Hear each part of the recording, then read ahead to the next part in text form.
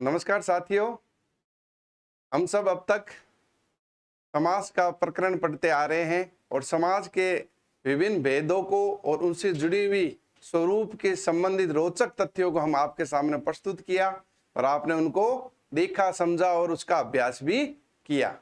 और साथ ही साथ आपने उनको अपनी प्रतियोगी परीक्षाओं के दृष्टिकोण से जानने की, पहचानने की और समझने की कोशिश की होगी, ऐसा मेरा मानना है। और उसमें आपने बहुत हद तक सफलता भी प्राप्त की होगी। अब तक साथियों हमने समाज के अंतर्गत कई भेद और उससे जुड़े हुए कई रोचक स्वरूप को देखा हुआ समझा है, जिसके अंतर्गत हमने अब तक अव्ययभाव समास का, तत्पुरुष समास का, कर्मधारय समास का और द्विगु समास का अध्ययन कर चुके हैं। साथ ही साथ उनसे जुड़े हुए कई उदाहरण अलग अलग तरीके से विग्रह करते हुए सामासिक पदों को अपने स्वरूपों में अलग अलग बांटते हुए अध्ययन किया है और उनके पहचान भी हमने की है। साथियों, मैं इस कक्षा के बाद आपको सभी समास को तुलनात्मक रूप से भी एक चार्ट के माध्यम से बताने जा रहा हूं।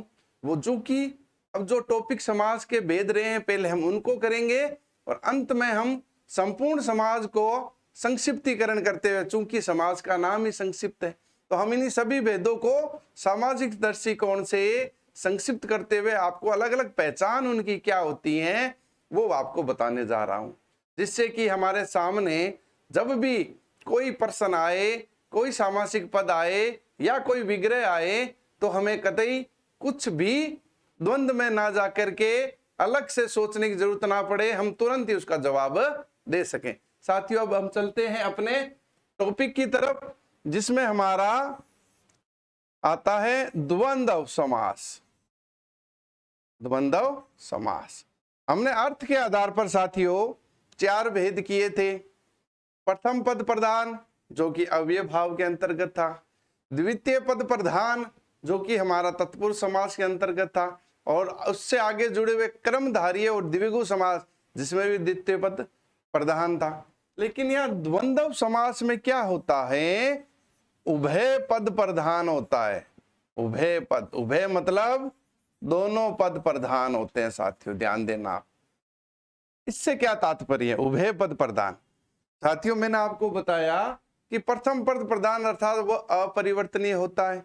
जब द्वितीय पद प्रधान होता है तो वह द्वितीय पद अपरिवर्तनीय होता है। यहाँ उभय पद जब प्रधान होगा तो दोनों पद क्या होते हैं, अपरिवर्तनीय होते हैं और दोनों ही समान रूप से महत्वपूर्ण होते हैं। क्या होते हैं, समान रूप से महत्वपूर्ण होते हैं। इसमें हम किसी भी पद को कम या ज्यादा नहीं आंक सकते हैं। इससे जुड़ी हुई मैं साथियों आपको बहुत अच्छी अच्छी पहचानें भी बताने जा रहा हूं। पहले हम इस द्वंद्व समास को समझ लेते हैं। ये द्वंद्व समास है क्या, अर्थात इसमें उभय पद प्रधान होता है और समान रूप से दोनों पद क्या होते हैं, महत्वपूर्ण होते हैं। जब दोनों महत्वपूर्ण होंगे तो इसमें एक ना तो कम होगा ना दूसरा उससे ज्यादा होगा। दोनों का अस्तित्व समान रूप से हमारे सामासिक पद के अंतर्गत आता है। अगर हम इसको पारिभाषिक दृष्टिकोण से देखें तो ये कह सकते हैं वह समास जिसमें उभय पद की प्रधानता होती है, अर्थात दोनों पद प्रधान होते हैं, वह द्वंद्व समास होता है। दोनों पद ही अपने आप में समानता लिए हुए होते हैं और दोनों ही महत्वपूर्ण होते हैं। उसमें किसी प्रकार की कम या ज्यादा करके हम उसको आंक नहीं सकते हैं। अगर द्वंद्व को हम विभाजित करें साथियों, व्याकरण दृष्टिकोण से द्वंद्व समास को हम 3 भागों में बांटते हैं। इतरेतर, इतरेतर द्वंद्व समास, एक आता है विकल्पक, जिसे विकल्प भी कहते हैं, विकल्पक द्वंद्व समास। एक आता है साथियों समाहार द्वंद्व समास। ये तीन स्वरूपों में हम इस समास को देखते व पढ़ते हैं। अर्थात पहला है इतरेतर द्वंद्व समास, दूसरा विकल्पक द्वंद्व समास एवं तीसरा है समाहार द्वंद्व समास।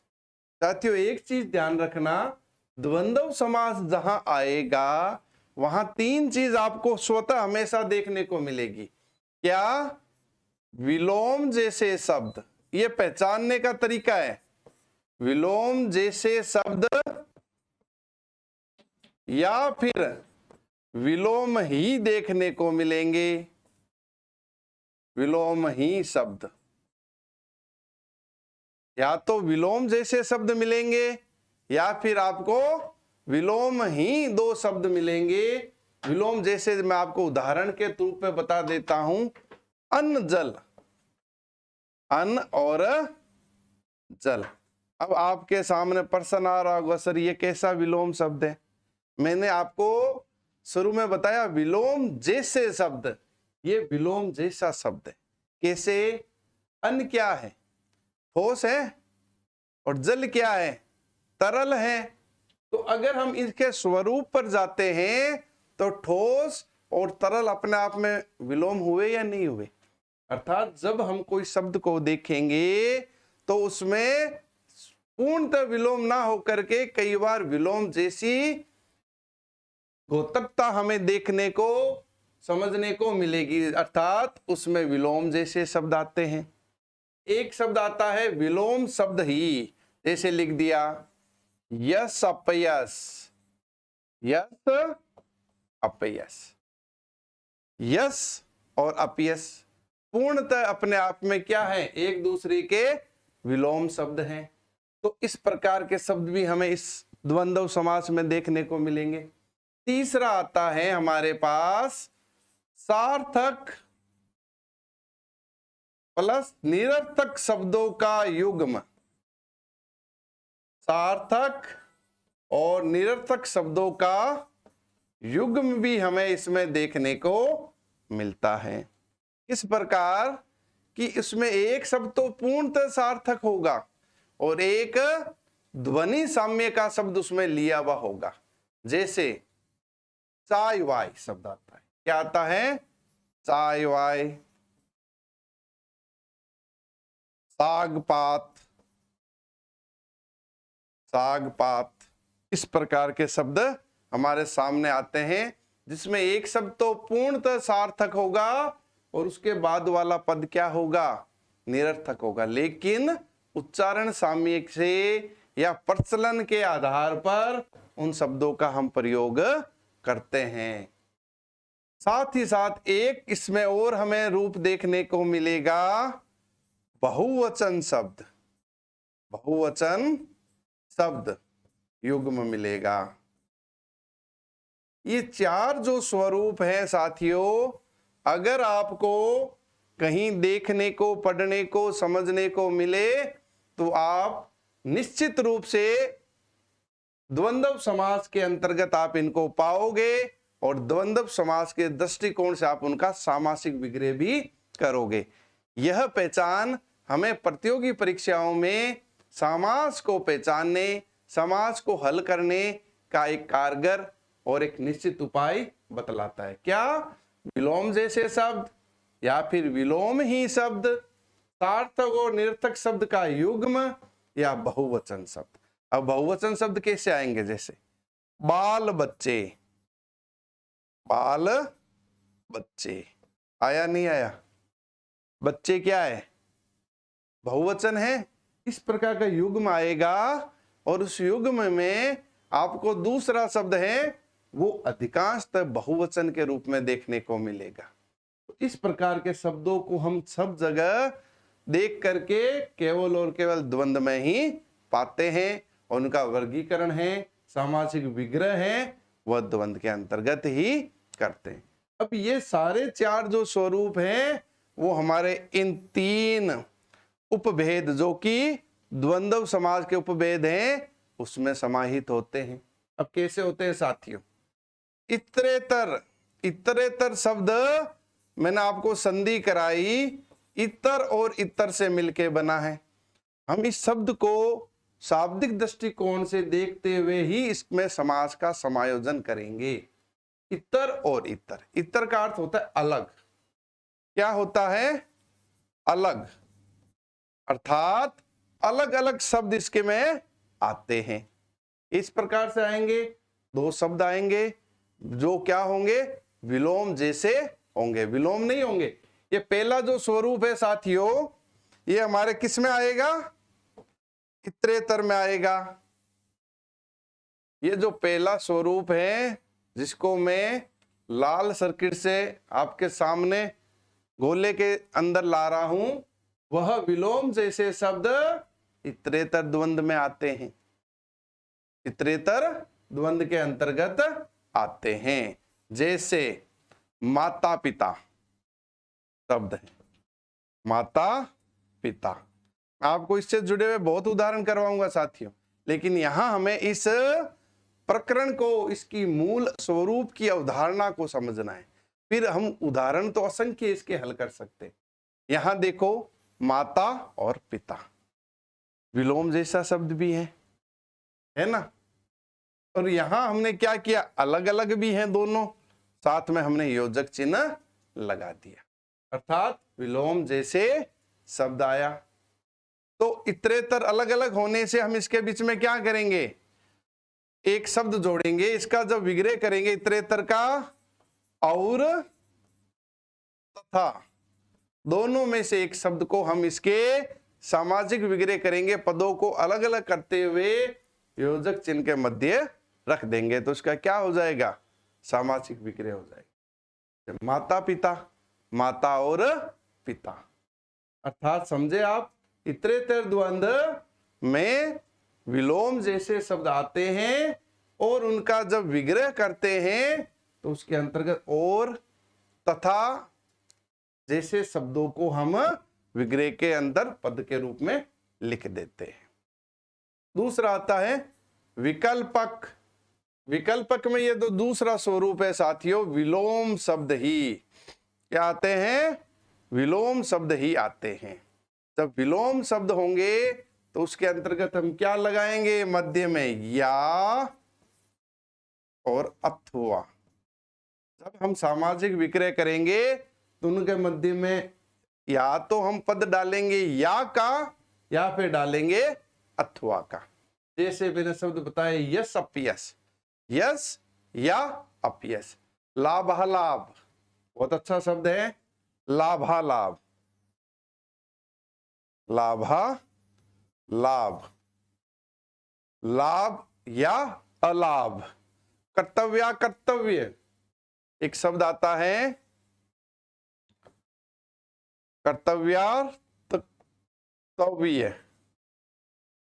ये दो शब्दों से मिला है, कर्तव्य या अकर्तव्य। लाभ हानि, लाभ या हानि, अर्थात जब हमारे सामने दो शब्द आ जाए, अब यहां देखो कोई योजक चिन्ह नहीं है साथियों, और हम अक्सर ये पढ़ते आए हैं कि जब द्वंद्व समास होगा, द्वंद्व समास के अंतर्गत योजक चिन्ह होगा। तो मैंने यहां लाभालाभ लिखा है, यस अपयस लिखा है, कर्तव्यार्थ कर्तव्य लिखा है, तो यहां कहां योजक चिन्ह है? दिख रहा है? तो इससे हमें एक निष्कर्ष और निकाल लेना चाहिए कि द्वंद्व समास के अंतर्गत जरूरी नहीं है कि योजक चिन्ह आए। क्लियर? यह अगर आपकी अवधारणा अब तक थी तो उसको हमें छोड़ना होगा कि बिना योजक चिन्ह के भी द्वंद्व समास के सामासिक पद बनते हैं। जब हमारे को पता चल जाए जो पूरा का पूरा जो सामासिक पद है, इसमें दो पद हैं ए और दोनों पद एक दूसरे के विलोम हैं, तो हमें उनके मध्य में या अन्यथा अथवा शब्दों का प्रयोग करना होगा। अगला आता है समाहार द्वंद। समाहार मतलब समूह, समाहार मतलब समूह। हमने द्विगु समास के अंतर्गत भी समाहार देखा था, लेकिन यहां जो समाहार होगा वह द्विगु समास से कुछ अलग होगा। यहां क्या होगा? दो मूल जो हैं, अब जैसे मैं आपको एक उदाहरण बताता हूं साथियों, जैसे अब मैंने लिखा नवरत्न, लिखा, आपको मैंने ये उदाहरण बताया भी था, बता रखा था। एक शब्द आता है 44,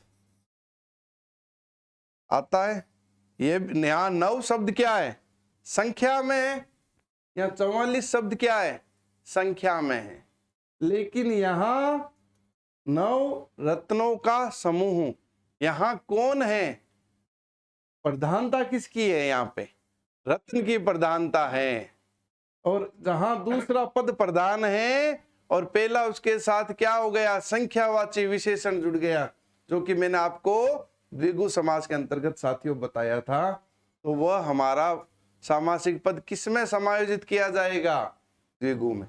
अब यहां देखो 44, इसमें 2 भाव आ रहे हैं साथियों, 4 और 40। 4 भी क्या है, अपने आप में प्रधानता लिए हुए हैं, और 40 भी अपने आप में क्या लिए हुए हैं, प्रधानता लिए हुए हैं। तो जब दोनों प्रधानता लिए हुए हैं तो यहां क्या हो गया, उभय पद हो गया साथियों। क्या हो गया, उभय पद हो गया। दोनों पद अपने आप में महत्वपूर्ण हैं, कोई एक दूसरे से कमतर नहीं है, और इन दोनों पदों को किसी दूसरे पद के माध्यम से परिवर्तित भी नहीं किया जा सकता। जब दोनों की प्रधानता है तो यह शब्द किस में आ गया, द्वंद्व समास के अंतर्गत आ गया। और क्या बना रहा है ये, 40 और 4 मिलके समूह बना रहा है या नहीं बना रहा, समाहार हो रहा है या नहीं हो रहा। अगर समाहार हो रहा है तो ये द्वंद्व समास का कौन से उपभेद में आएगा, समाहार द्वंद्व समास के उपभेद के अंतर्गत आएगा। आया साथियों समझ। जब समाहार के अंतर्गत हम करेंगे तो इसमें हम आदि और इत्यादि शब्दों का प्रयोग करते हैं। क्या करते हैं, आदि इत्यादि। जब अगर सार्थक निरर्थक शब्दों का युग्म है तो हम लिखेंगे साग पात आदि, चाय वाय आदि। अब एक शब्द मैं आपको और बताता हूं, इस पर क्या लगाओगे आप, कंद मूल फल, कंद मूल फल शब्द आ गया। अब यहां हम बात कर रहे थे 2 पद, यहां पद आगे 3। क्योंकि हम समाहार द्वंद्व पढ़ रहे हैं, समाहार में क्या होता है, समूह होता है। उस समूह के अंतर्गत केवल और केवल एक ये ऐसा भेद है, और उस द्वंद्व का ये एक मात्र उपभेद है जिसके अंतर्गत हम 2 से अधिक पदों को भी जोड़ सकते हैं। अगर हम मैं इसका विग्रह करूंगा, क्या मैं ऐसा लिख सकता हूं, कंद मूल फल आदि, क्या सही हो जाएगा, कतई सही नहीं होगा साथियों। जब यदि 2 से अधिक पद समासिक के रूप में जुड़े हुए होंगे तो हमें सदैव और सदैव इत्यादि का प्रयोग करना पड़ेगा। क्या करना पड़ेगा, इत्यादि का प्रयोग करना पड़ेगा। कब करना पड़ेगा, जब 2 से अधिक पद सामासिक दृष्टिकोण से पास पास बैठा दिए जाते हैं, अर्थात उनको सामासिक पद बना दिया जाता है, तो वह किस में आएंगे, पहला तो समाहार द्वंद्व के अंतर्गत आएंगे।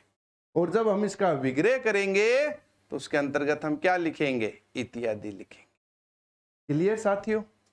मैं सोच रहा हूं या समझ पा रहा हूं कि आपको यह द्वंद्व का जो पूरा का पूरी अवधारणा है वो समझ आई होगी। हम देख लेते हैं, द्वंद्व समास में उभय पद की प्रधानता होती है और दोनों पद समान रूप से क्या होते हैं, महत्वपूर्ण होते हैं। और अगर हम द्वंद्व की पहचान करनी है तो हमारे पास ये 4 रूप देखने को मिलेंगे। विलोम जैसे शब्द आएंगे, विलोम शब्द ही आएंगे, सार्थक निरर्थक शब्दों का युग्म बन के आएगा, या फिर बहुवचन शब्द आएंगे, और नया एक और 2 से अधिक पद भी साथ मिले हुए अगर आए तो हमें किस में मानना है, द्वंद्व मानना है। और फिर द्वंद्व को जब हम उपभेदों में बांटा तो ये पांचों स्वरूपों को हम उन तीन उपभेदों में समाहित कर ले सकते हैं। इतरेतर द्वंद्व समास, जिसके अंतर्गत विलोम जैसे शब्द आते हैं, और तथा से हम इनका क्या करते हैं, सामासिक विग्रह करते हैं। विकल्पक द्वंद्व समास में सदैव विलोम शब्द ही आते हैं, या और से अथवा से हम इसका विग्रह करते हैं। समाहार द्वंद्व समास में सार्थक निरर्थक शब्दों का युग्म आता है। बहुवचन शब्द युग्म आता है जिसमें दूसरा पद है बहुवचन लिए हुए होता है, या फिर दो पदों से अधिक पद उसमें आते हैं। तो ये संख्यावाची पद भी इसमें आता है। तो हमें ये ध्यान रखना होगा साथियों कि जब ये संख्यावाची पद आए तो हमें मूलतः ये अंतर ये करना है कि इसमें एक पद प्रधान है या दो पद प्रधान है। और जब आपका विग्रह और लगा के करने की कोशिश करोगे तो आपको पता लग जाएगा कि अगर और लगा सकते हैं तो वो द्वंद्व में है, और नहीं लगा सकते तो वह द्विगु में। यहाँ नवरत्न शब्द है, मैं अगर इसका विग्रह करना चाहूं तो मैं ऐसा कर सकता हूं साथियों, नव और रत्न। बैठा नहीं इसका मामला। जब और शब्द इसके साथ समायोजित नहीं होता है, सटीक नहीं बैठता है, तो वह संख्यावाची पदों को हम कहां ले जाएंगे, द्विगु में ले जाएंगे। और जब और शब्द उसके साथ सटीक बैठ जाता है तो उन संख्यावाची पदों को हम कहां ले आएंगे, द्वंद्व में ले आएंगे। साथियों, अब तक मैं आपको अवयव भाव से लेकर द्वंद्व समास तक जितने भी सामासिक पद बताए हैं एक दूसरे से तुलना करते हुए बताए हैं। ये इसलिए बताए हैं कि आपको समास की पहचान करने और विकल्प के तौर पर उसको जानने में कोई भी कठिनाई का सामना नहीं करना पड़े। तो ये हमने द्वंद्व समास को देखा।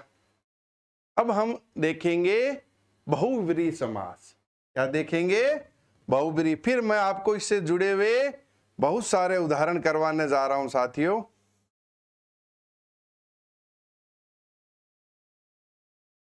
बहुव्रीहि समास,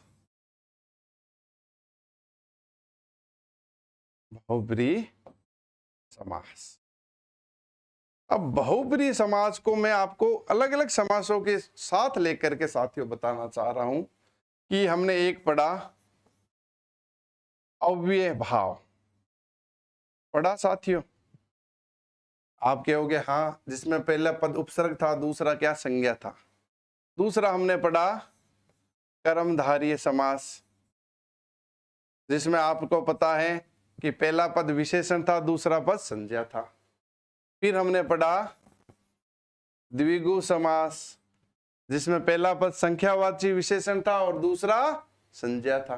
ये तीन पढ़े। और बहुव्रीहि भी क्या है, इन तीनों से निकला हुआ ही एक रूप है।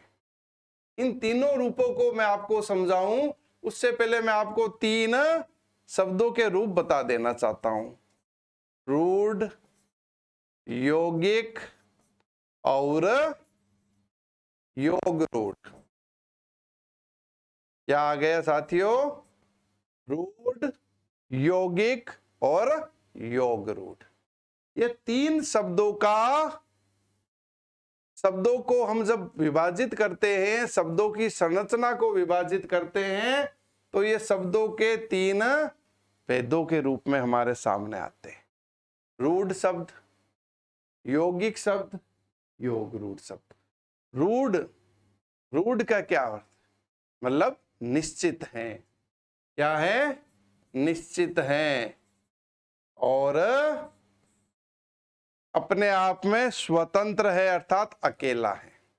जैसे मैं एक शब्द लिखता हूं, घर, शब्द लिखा मैंने घर, अकेला है, स्वतंत्र है और अर्थ क्या है, निश्चित है। तीनों चीज इसमें आ रही है, अकेला भी है, स्वतंत्र भी है और अपने आप के एक निश्चित अर्थ को अपने अंदर समायोजित किए हुए हैं। अगर अब हम एक शब्द लिखता हूं मैं, प्रत्यक्ष, क्या लिखा मैंने, प्रत्यक्ष, या लिखा मैंने विहार, या फिर मैंने लिखा आहार, दिख रहा है आपको? प्रत्यक्ष, विहार, आहार, व्यवहार, ये सारे शब्द आ रहे हैं। तब आपके मन में एक प्रश्न भी आ रहा होगा कि सर यहां तो कहीं संधि हो रही है, कहीं उपसर्ग मिल रहा है, कहीं प्रत्यय मिल रहा है, और एक शब्द लिख दिया मैंने नीलकमल लिखा, आप कहोगे यहां समास पद आ रहा है। जी साथियों, किसी में समास आए, संधि आए, उपसर्ग आए और प्रत्यय आए, तो ये चारों जो शब्द संरचना की इकाई हमने देखी थी, पढ़ी थी, और आपको मैंने पूर्व में भी अपनी पिछली कक्षा में बताया था कि ये सारे क्या करते हैं? शब्दों का निर्माण करते हैं। जब शब्दों को जोड़ करके नवीन अर्थों के शब्दों का निर्माण करेंगे तो वह शब्द क्या हो जाएगा? योग करेंगे, वह शब्द योग करेंगे तो वह शब्द क्या कहलाएगा? यौगिक कहलाएगा। क्या कहलाएगा? यौगिक। बस इसमें स्वरूप इसका क्या है? जब वो यौगिक होगा तो दोनों जो शब्द हैं जो साथ जुड़ रहे हैं उनमें उन दोनों का अर्थ हमें देखने को मिलेगा। क्या होगा? दोनों का अर्थ हमें देखने को मिलेगा। अब एक आता है योग रूढ़, अर्थात ये दो शब्द है इसमें, यौगिक और रूढ़। यौगिक मतलब दो शब्दों से मिलकर तो बना है ये, अर्थ भी इसका क्या हो गया? निश्चित हो गया। अर्थात केवल निश्चित अर्थ का एक शब्द भी ये नहीं है, केवल दो शब्दों से मिलकर के दोनों का अर्थ साथ में लिए हुए भी नहीं है। इन दोनों को से ऊपर निकल करके ये जब दोनों से मिलके बना भी है और एक निश्चित अर्थ इसने लिया जिसको हम कहते हैं सांकेतिक अर्थ। यहां वो अर्थ कौन सा होगा? सांकेतिक अर्थ। मैं आपके सामने साथियों एक प्रश्न लिख रहा हूं, उसमें आप मुझे बताना, उससे आप समझ पाओगे। मैं लिख रहा हूं पीतांबर सूख रहे हैं, पीतांबर सूख रहे हैं।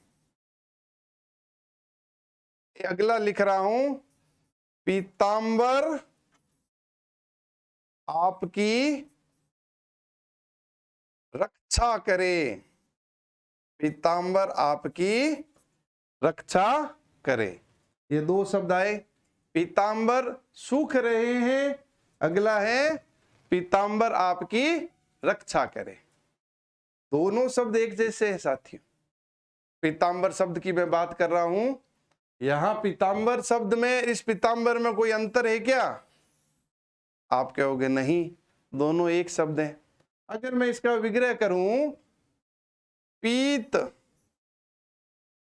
है जो अंबर, यह भी कर सकता हूं।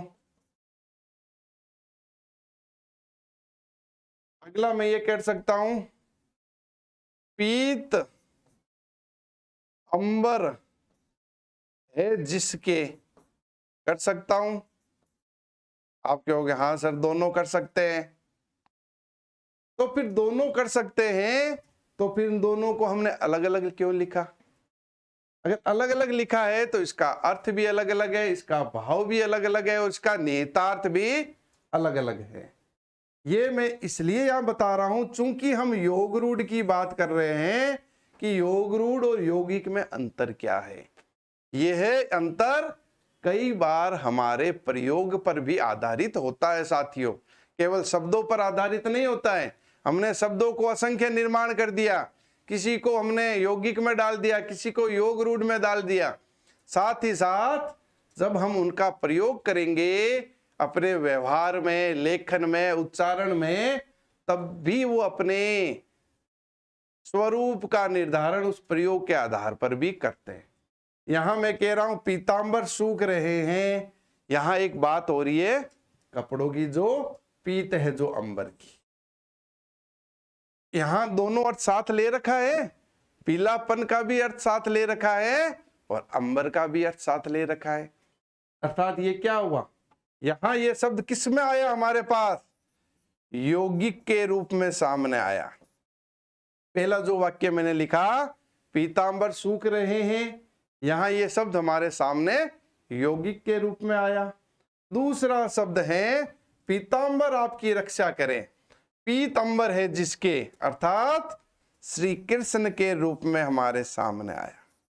आया नहीं आया? अब यहां इस पीतांबर का जो मूल अर्थ था वो किस संकेत में गया? श्री कृष्ण के संकेत में अपने आप को समाहित कर दिया। ऊपर वाले पीतांबर का अर्थ पीत और अंबर के अर्थ को साथ लिए हुए विराजमान रहा। तो यहां कौन सा हो गया यौगिक में? इसको तो हमने कहां पढ़ा साथियों? कर्मधारय में पढ़ा था। पढ़ा या नहीं पढ़ा था? पढ़ा था। और जब सांकेतिक अर्थ आ गया अर्थात नया अर्थ आ गया, तो हम इसको किस में पढ़ेंगे? बहुब्री में। तो अब हम बात करें बहुब्री, तो बहुब्री में क्या होता है? यहां तो देखो ना पीला प्रधान था ना अंबर प्रधान था, अर्थात उभय पद क्या होते हैं? अप्रधान होते हैं। इसमें द्वंद में क्या था साथियों? प्रधान था, और यहां क्या है? अप्रधान है। उभय पद प्रधान नहीं है तो क्या होगा? अन्य अर्थ की प्रधानता। इसमें क्या होगी? अन्य अर्थ, जिसे हम क्या कह सकते हैं? सांकेतिक अर्थ। क्या कह सकते हैं? सांकेतिक अर्थ कह सकते हैं। सांकेतिक अर्थ की क्या होगी? प्रधानता होगी। अब अगर हम इसको पारिभाषिक दृष्टिकोण से देखें तो सामान्य से शब्दों में हम इसको परिभाषित कर सकते हैं कि वह समास जिसमें उभय पद अप्रधान होते हैं उसकी जगह कोई नया अर्थात सांकेतिक अर्थ या किसी अन्य अर्थ की क्या होती है? प्रधानता होती है। तो अब जब ये परिभाषा होगी तो हमारे पास इसमें कौन से शब्द आएंगे? साथियों योग रूढ़ ही शब्द आएंगे। कौन से शब्द आएंगे? योग रूढ़। जब अब कभी आप योग रूढ़ शब्दों को देखो तो बिना सोचे समझे उनको बहुब्री में डाल देना। अब ये योग रूढ़ क्या होते हैं साथियों? अधिकांशतः पर्यायवाची होते हैं। क्या होते हैं? अधिकांशतः पर्यायवाची होते हैं। अभी मैं आपको अव्ययभाव, कर्मधारय और द्विगु से तुलना करते हुए भी बताऊंगा। पहले हम इसको इस अवधारणा को समझने की जरूरत है। योग रूढ़ शब्द क्या होते हैं? अधिकांशतः पर्यायवाची होते हैं। तो आपके मन में आएगा क्या सर हम सभी पर्यायवाची को बहुब्री मान लें? मान सकते हो। अधिकांश पर्यायवाची आपके क्या होंगे? बहुब्री होंगे। ये एक समाधान और हो गया। क्या कि अधिकांश पर्यायवाची हम बिना सोचे समझे किस में डाल सकते हैं? बहुब्री में डाल सकते हैं। योग रूढ़ किस में डाल सकते हैं? बहुब्री में डाल सकते हैं। क्लियर? तो यह हमें बहुब्री समास के अंतर्गत आता है। जब उभय पद अप्रधान होगा, सांकेतिक अर्थ लिया हुआ होगा, योग रूढ़ शब्द होंगे या पर्यायवाची होंगे, वो हमें किस में देखने को मिलेंगे? बहुब्री समास के अंतर्गत मिलेंगे। अब कई बार ऐसे शब्द भी आ जाते हैं साथियों। अब जैसे मैं एक शब्द लिख रहा हूं अतनु, एक लिख दिया अनंग। ये दो शब्दों को ध्यान देना साथियों, और ऊपर अव्यय भाव को भी ध्यान देना। जैसे ही ये दो शब्द आप देखोगे और अव्यय भाव का सोचोगे तो आपके मन में फिर कुछ समस्या समाधान होना शुरू हो जाएगा। ये सर आपने यहां अ क्या लगा रखा है? उपसर्ग लगा रखा है, लगा रखा है। और आपने कई शब्द हमें बताए थे, एक अकाल भी बताया था सर जी, बताया था। अनभिज्ञ भी बताया था, है ना। आजन्म भी बताया था, बताया था आजन्म। तो आपने सर उस समय तो हमें ये कहा था आजन्म शब्द तो किस में आएगा? अव्यय भाव में आएगा। अकाल किस में आएगा? तत्पुरुष के नज भेद में आएगा। नज तत्पुरुष जो था जिसमें अ और अन से उपसर्ग से मिले हुए शब्द हमने देखे थे। तो इसी दो रूप यहां मैंने दो शब्द लिख दिए, अतनु और अनंग।